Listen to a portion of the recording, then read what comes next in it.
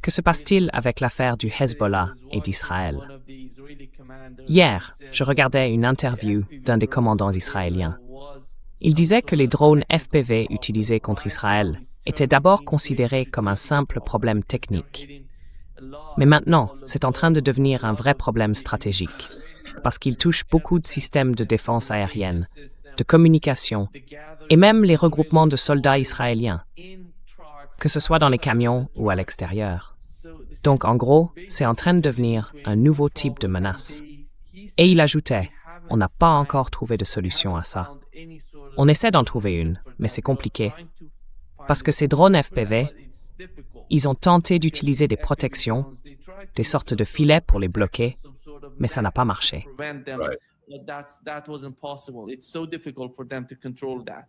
C'est très difficile pour eux de contrôler ça. Et vous, comment vous comprenez la situation? Parce que si Israël veut quelque chose dans le sud du Liban, il faut qu'ils quittent le territoire libanais. Ils ne peuvent pas y rester indéfiniment.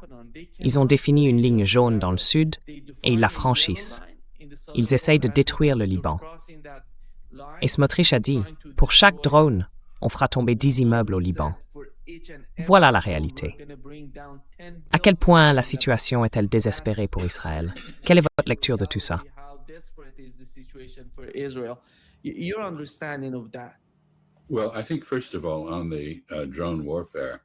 Eh bien, je pense que tout d'abord, sur la question de la guerre par drone, c'est encore un autre exemple qui montre à quel point la guerre entre la Russie et l'Ukraine a profondément changé la nature même du combat, la technologie des drones de guerre.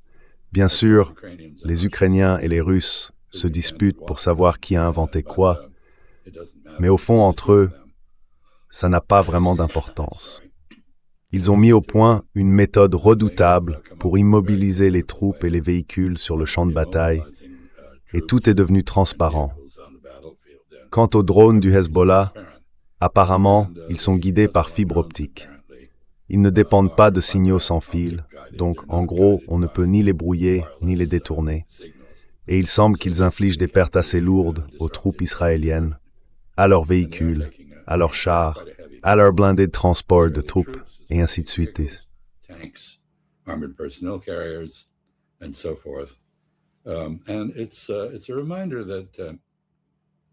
Et c'est un rappel que le Hezbollah, contrairement au Hamas, qui est en gros une force de guérilla légèrement armée, a développé de véritables capacités militaires. Ces combattants sont aguerris par leur expérience en Syrie, et il a déjà réussi à repousser les Israéliens lors de plusieurs de leurs invasions du Liban. Cela dit, il est très clair que cette invasion, qui vise à prendre tout ce qui se trouve au sud du fleuve Litanie, a pour but d'annexer le Liban, en pratique, et de transformer le sud du pays en une sorte de nouvelle Gaza. Et pendant qu'on parle, Netanyahou vient de donner une directive, apparemment encore une de plus, qui viole l'accord de cessez-le-feu soi-disant en vigueur à propos de Gaza.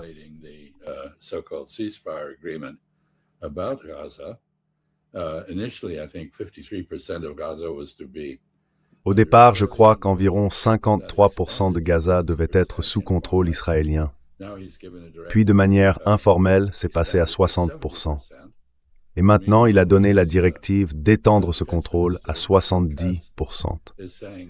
Pendant ce temps, son ministre de la Défense, Israël Katz, déclare que les Gazaouis vont, je cite, « quitter Gaza volontairement, partir, et que Gaza sera nettoyé ethniquement et réinstallé par des Israéliens. » Et la même chose est envisagée dans le sud du Liban. Bien sûr, l'expression « départ volontaire » ou « transfert volontaire » ou encore « immigration volontaire » revient à dire que les Juifs qui montaient dans les wagons à bestiaux dans l'Allemagne nazie quittaient volontairement le pays pour aller où? À Auschwitz, dans un camp de la mort.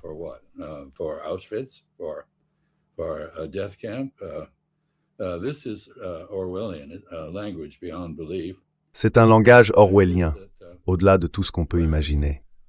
Et le fait est que, même si ce genre d'obfuscation a pu autrefois tromper les peuples du monde, ce n'est plus le cas aujourd'hui. Plus personne ne croit ce que dit Israël, parce qu'il viole de façon évidente tous les accords qu'il conclut ou qu'il est censé avoir conclus. On ne sait jamais très bien à quoi Israël a réellement souscrit ou pas. Et la situation au Liban, eh bien en gros, Israël essaie de créer des conditions semblables à celles de la Nakba ou de Gaza. Aucune structure à laquelle les personnes rendues sans abri puissent revenir. Plus d'1 million de Libanais sont déplacés à cause de tout cela. Le Hezbollah tient bon, mais je ne suis pas sûr qu'on puisse encore parler d'une victoire stratégique avec l'usage des drones. C'est une victoire tactique, bien sûr.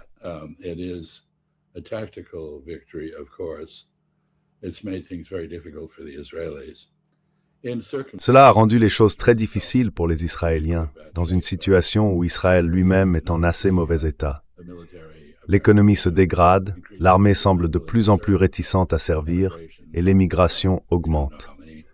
On ne sait pas combien d'Israéliens parviennent à partir. Les divisions entre Israéliens, notamment entre les ultra-orthodoxes et les autres, s'aggravent. Et bien sûr, Israël a pratiquement perdu tout soutien dans le monde, à part celui de ses agents rémunérés au Congrès américain.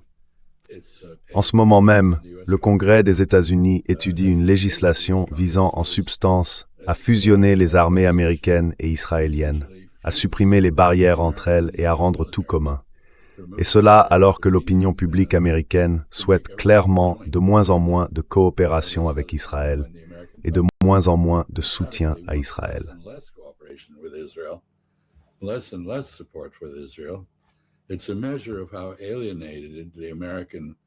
C'est une mesure du fossé qui s'est creusé entre l'élite politique américaine et le public américain, en grande partie à cause de sa récupération par Israël.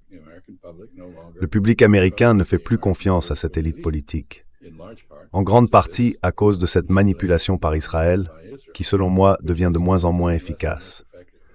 On voit aujourd'hui des membres du Congrès, du Sénat des États-Unis, par exemple le sénateur Chris Van Hollen du Maryland, s'exprimer dans le New York Times de manière très ferme en disant que cette relation avec Israël n'est pas bénéfique pour les États-Unis, qu'elle leur cause du tort et qu'il faut y mettre fin. Donc je pense qu'il se passe beaucoup de choses au-delà de ce qui se déroule sur les champs de bataille du sud du Liban. Mais là non plus, les choses ne se passent pas bien pour Israël.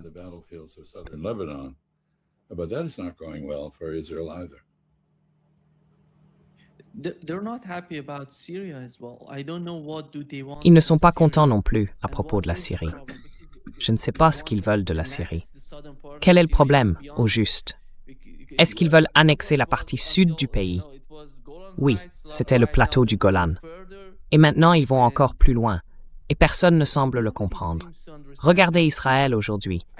La population, c'était d'environ 8 millions de personnes avant tout ce chaos. Peut-être un peu moins maintenant. Et plus de 20%, environ 21% de la population israélienne, ce sont des Arabes palestiniens. Donc la situation est vraiment critique en Israël. Et pourtant, ils veulent encore occuper. Ils veulent annexer d'autres terres.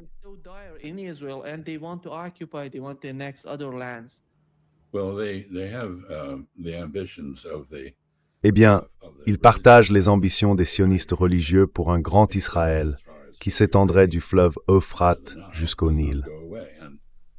Cette idée ne disparaît pas, et il est très clair qu'ils ont l'intention d'annexer d'autres portions de territoire dans le sud de la Syrie. Ils ont essayé de trouver différentes justifications pour expliquer pourquoi ce serait légitime, en mettant notamment en avant la protection des Druzes. Mais il ne semble pas que les Druzes souhaitent vraiment être protégés par Israël.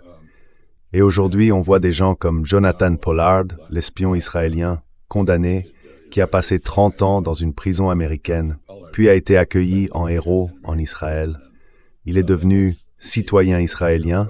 Il se présente maintenant à la Knesset, le Parlement israélien, et il parle de la Syrie en disant qu'il faut empêcher la présence turque d'arriver jusqu'aux frontières d'Israël. Voilà un problème.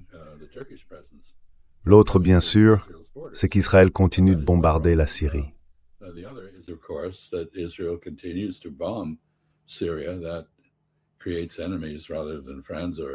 Cela crée des ennemis plutôt que des amis ou des subordonnés. Et la politique turque n'est pas très claire, mais elle s'oppose clairement à toute annexion par Israël d'une partie de la Syrie au-delà du plateau du Golan. Pollard évoque même l'idée d'attaquer à nouveau l'Égypte. J'imagine qu'il exprime en fait une opinion assez répandue dans les milieux israéliens, celle selon laquelle Israël ne peut pas tolérer quiconque aurait la capacité de lui nuire, et qu'il exige donc une sécurité absolue et la soumission de tous ses voisins. Mais où cela s'arrête-t-il ? Je me souviens il y a très longtemps, quand les Israéliens étendaient leurs colonies sur les terres qu'ils avaient illégalement prises aux Arabes, un dessinateur avait publié une caricature montrant des colons israéliens s'installant au Népal. Vous voyez jusqu'où ça va. Il n'y a pas de frontière pour Israël. Dans son esprit et dans les faits, il continue de s'étendre. Et je pense que la tolérance du reste du monde face à cela s'amenuise de plus en plus.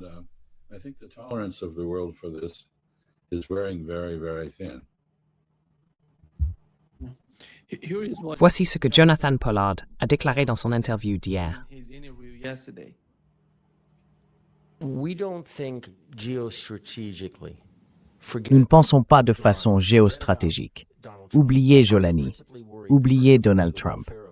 Ce qui m'inquiète avant tout, c'est le sort de nos frères druzes de l'autre côté de la frontière. Mais ensuite, si Jolani et ses islamistes reprennent réellement cette zone, nous aurons les Turcs juste à notre frontière. Et ça finira par arriver. Et je ne suis pas certain que nous aurons autant de facilité avec les Turcs qu'avec les Iraniens. Je suis de près la doctrine militaire turque et la tempête approche au Moyen-Orient.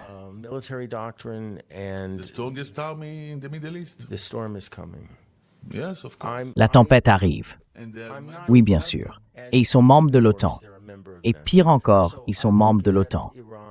Donc je considère l'Iran comme un problème qu'on doit absolument régler. Et je vais expliquer ce que je veux dire par là. Gaza, c'est pareil, et le Hezbollah aussi. Pourquoi? Pourquoi je me concentre là-dessus maintenant? Parce qu'il faut qu'on soit prêt pour la prochaine guerre, qui sera probablement contre la Turquie et l'Égypte. J'espère que non. Moi aussi. Mais vous savez, l'espoir, vous vous souvenez, c'était le dernier démon sorti de la boîte de Pandore, et ce n'est pas un hasard.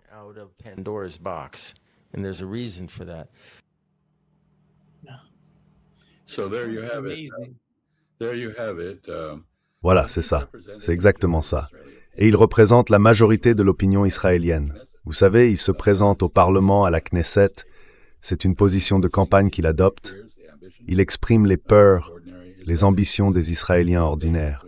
Et en fait, ce qu'on a aujourd'hui, c'est une société en Israël qui est devenue totalement sociopathe. Elle n'a aucune empathie pour qui que ce soit en dehors de ses propres partisans. Elle est paranoïaque. Elle croit que tout le monde veut tuer les Juifs. J'appelle les Israéliens des soi-disant Juifs parce qu'ils ne ressemblent en rien aux personnes éthiques que je connais, qui sont juives aux États-Unis, en Europe de l'Ouest ou même en Iran. Ce sont des gens très décents qui défendent une pensée humaine et qui ne sont pas paranoïaques.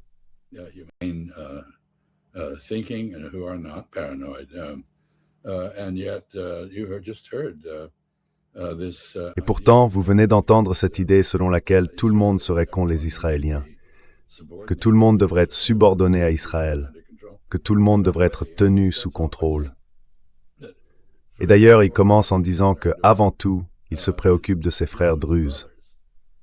Franchement, c'est absurde. Vous pensez vraiment qu'il s'en soucie? Autrement que pour exploiter le rejet et la distance des Druzes vis-à-vis du gouvernement Assad ou Al-Jilani à Damas? Bien sûr que non.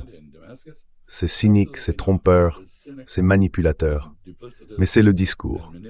Alors la Turquie serait en Syrie, à la frontière, et il faudrait combattre les Turcs, parce qu'ils sont membres de l'OTAN, et donc forcément terribles.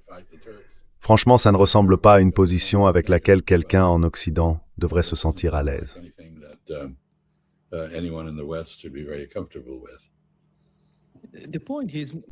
Le point qu'il a soulevé à propos de l'Iran, c'est qu'on n'aura pas la tâche aussi facile que la dernière fois avec l'Iran. Oh, yeah. I don't know what sort of mindset is that because without the Sans les États-Unis, quelles sont les capacités d'Israël pour affronter d'autres pays?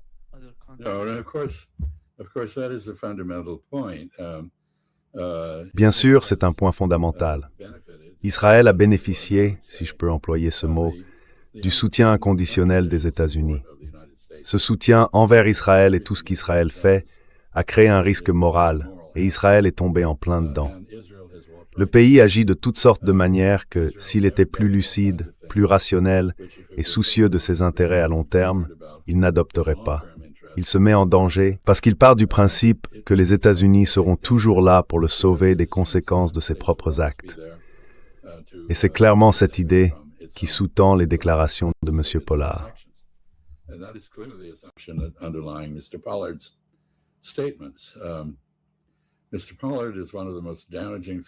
M. Pollard est l'un des espions les plus nuisibles de toute l'histoire des États-Unis.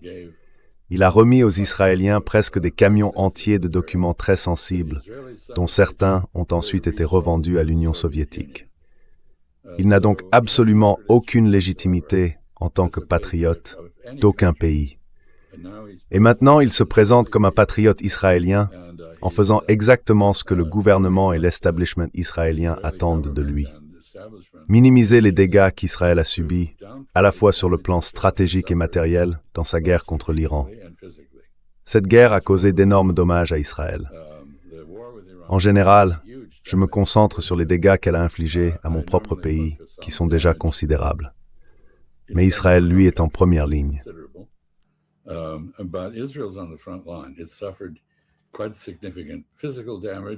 Il a subi d'importants dégâts matériels à cause des missiles et des drones iraniens. Il a pratiquement perdu le soutien de tous les pays arabes du Golfe, à l'exception des Émirats arabes unis. Et j'ai l'impression que les Émirats vacillent en ce moment, qu'ils essaient de ménager leur position sur cette question. Il a perdu sa capacité à dissuader une attaque iranienne, même avec l'appui des États-Unis. Et je pense qu'il a aussi perdu à long terme le soutien des États-Unis. Quoi que fasse l'administration Trump, elle ne restera pas au pouvoir indéfiniment. Et le peuple américain veut clairement mettre fin à ce soutien inconditionnel à Israël. Je crois que la plupart des Américains veulent qu'Israël continue d'exister.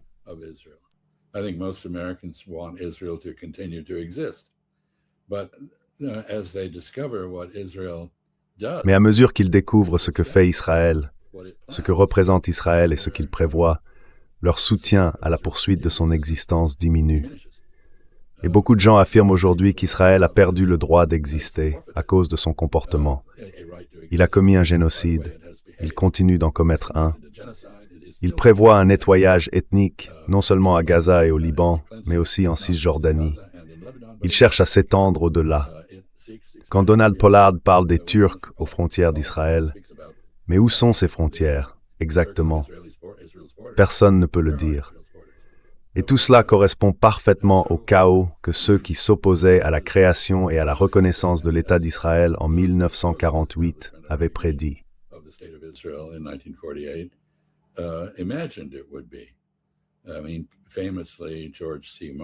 Je veux dire, on le sait bien, George C. Marshall, un grand homme qui a été à la fois secrétaire d'État et chef des forces armées américaines, avait conseillé à Truman de ne pas faire ce qu'il a fait.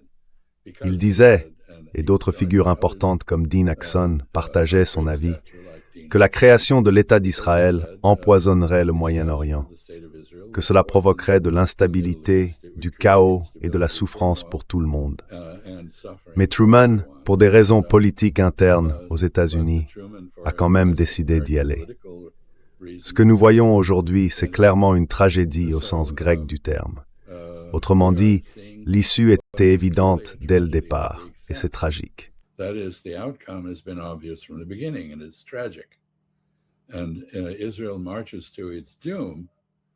Et Israël marche vers sa perte, sans être freiné par les conseils de ceux qui voient venir l'avenir. Depuis des années, quiconque a prévenu Israël qu'il préparait sa propre chute a aussitôt été traité d'antisémite, au lieu d'être vu comme quelqu'un qui se souciait non seulement d'Israël, mais aussi de la relation que son propre pays entretenait avec lui. Résultat, Israël a perdu de plus en plus d'amis et de soutien, au lieu d'en gagner. Et c'est presque inévitable. Comme dans une tragédie grecque, il y a un chœur qui avertit les Israéliens de la direction qu'ils prennent, mais ils restent sourds à ces avertissements. but they are deaf to the warnings.